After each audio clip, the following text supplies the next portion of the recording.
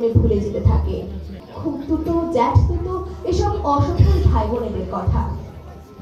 ব্রিলিয়ান্টের জগতে ইমোশন নেই, প্রমোশন অতীত নেই, কেবল ভবিষ্যৎ, কেবল ফিউচার। ছোট চেয়ার থেকে বড় চেয়ার, নন এসি থেকে এসি।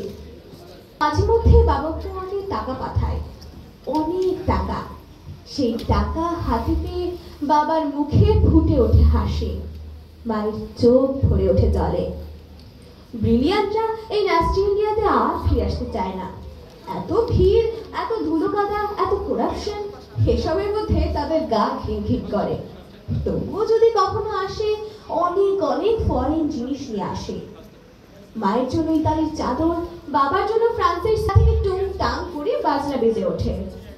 ব্রিলিয়ান্টের ব্যাপার স্যাপার আলাদা, কিন্তু এই ব্রিলিয়ান্টের ব্রিলিয়ান্ট বানিয়ে তুলতে কেরানি বাবা যে কতদিন কর্মক্লান্ত দুপুরে একটা চাপা কলা কিংবা 1 টাকার মুড়ি খেয়ে পেট ভরিয়েছেন, কতদিন যে মা নতুন শাড়ি কেনাকে বিলাসিতা মনে করে ছেঁড়া শাড়িতে দিন কাটিয়েছেন, এসব তথ্য ব্রিলিয়ান্টের ল্যাপটপে থাকে না। ব্রিলিয়ান্টের ল্যাপটপে থাকে নায়াগ্রার দুরন্ত জলোচ্ছ্বাস কিংবা ভিসুভিয়াসের ছবি। এই শ্যামল বাংলার নদী, মাঠ, বর্ষা, মেঘ, এসব হাবি যাবে ওখানে ইনসার্ট করা যায় না। ব্রিলিয়ান্টরা সদা ব্যস্ত, ভীষণ ব্যস্ত। তারা গল্প শোনে না, সঙ্গীত শুনে তাদের সময় নষ্ট করে না। তারা আকাশ দেখে না, বৃষ্টিতে তাদের মন খারাপ হয় না। তারা কেবল কাজ করে, কেবল ব্যস্ততায় ডুবে থাকে।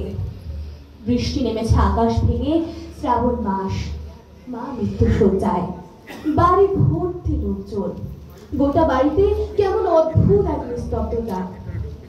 অসুস্থ বাবা বারান্দার চেয়ারে বসে আছেন শূন্য চোখে। ডাক্তার জবাব দিয়ে গেছে, খোকন এলো। খোকন? ব্রিলিয়ান্ট খোকন তখন ফ্লাইটে। সবাই মাকে বোঝাচ্ছে, ওই তো খোকন এলো বলে। কিন্তু সে ফ্লাইট চলে যাচ্ছে কানাডায়। কানাডায় কোম্পানির নতুন শাখা উদ্বোধন। ব্রিলিয়ান্ট খোকন যাচ্ছে আরো বড় দায়িত্ব নিয়ে, আরো বেশি ডলার।